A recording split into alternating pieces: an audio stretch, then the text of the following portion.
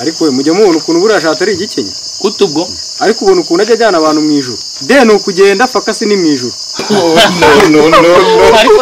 ariko se ko ndi kumva muri kunseka wagira ngo ntabwo mwiza de ni ukugenda fakasi ni mu ijuru de ni ukugenda ndetse kubera iki video zose za de fakasi zose abantu baba bari mu ijuru turi kuganira tuganira iki fakasi ni ukugenda fakasi ni ijuru fakasi ni ijuru de ni ukugenda de fakasi ntabwo ujya ubabona bari mu ijuru Jambo ngiye buri kintu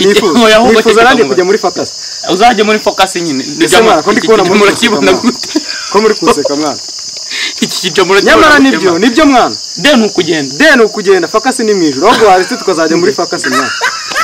muzajya muri fakasi mwana mwiseka mwana ibyo bintu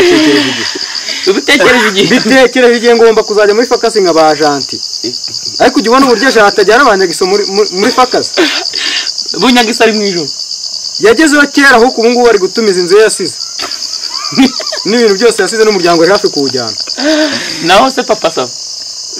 umva arase burya nawe urabizi nyine baragiye baba muri fakasi